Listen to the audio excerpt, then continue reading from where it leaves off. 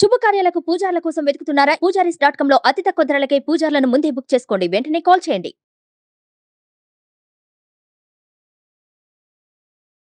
నమస్తే. ప్రస్తుతం మనతో ఉన్నారు ప్రముఖ ఆధ్యాత్మికవేత్త, ప్రముఖ జ్యోతిష వాస్తు పండితులు సురేష్ శర్మ గారు ఉన్నారు. వారితో మాట్లాడదాం. నమస్కారం గురుగారు.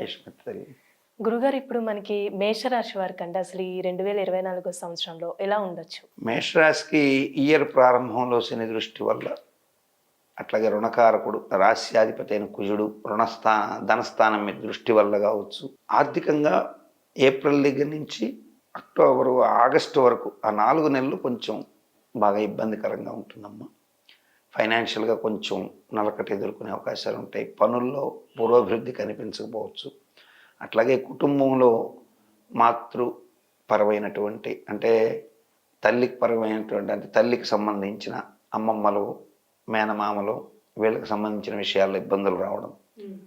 అట్లాగే తండ్రి వైపు తల్లి అంటే తండ్రి వైపు తాతలు, నానమ్మలు, అట్లాగే చిన్నతండ్రులు, తండ్రి వైపు మేనత్తలు, ఇటువంటి వాళ్ళకి ఇబ్బందికరమైన పరిస్థితి, వాళ్ళ ఆరోగ్యాల్లో ఇబ్బందులు కలిగే అవకాశాలు ఎక్కువగా ఉంటాయి. ఫైనాన్షియల్గా మాత్రం ఆగస్టు తర్వాత కొంతగా మార్పు అనేది ప్రాప్తిస్తుంది. గురువు రాశిలో ఉన్నప్పటికీ కూడా పెద్దగా యోగాన్ని ఇవ్వలేకపోయినటువంటి స్థితిని కలిగి ఉంటాడు.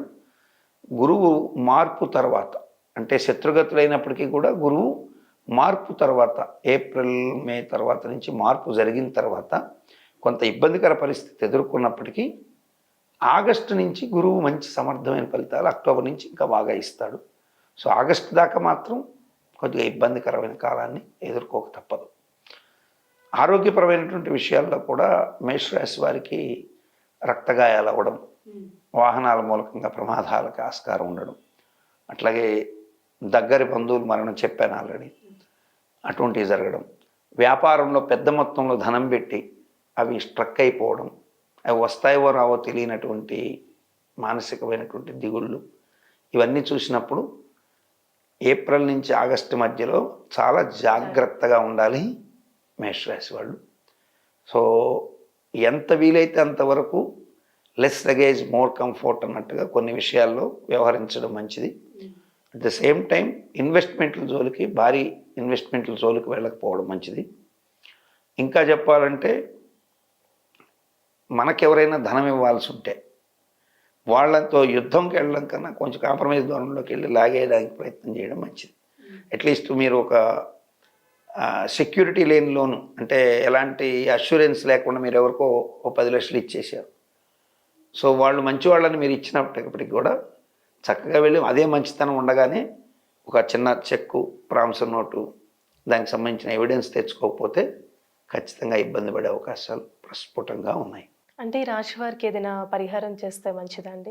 పరిహార మార్గాల కన్నా జాగ్రత్తలు ఎక్కువ తీసుకోవడం మంచిది. పరిహార పరంగా ఇబ్బందులు లేకుండా కొంత బాగా ఉండాలంటే దశరథ ప్రోక్త శని స్తోత్రం చదువుకోవడం, అలాగే ఇంద్రకృత లక్ష్మి స్తోత్ర పారాయణ చేసుకోవడం, ప్రదోష వేళ అంటే సాయంకాలం వేళ శివాలయానికి వెళ్ళి ఒక 27 ప్రదక్షిణాలు శివాలయానికి తిరిగి రావడం ద్వారా మంచి శుభాన్ని పొందే అవకాశాలు ప్రస్ఫుటంగా ఉంటాయి. చక్కగా తెలియజేశారు గురుగారు. ధన్యవాదాలు.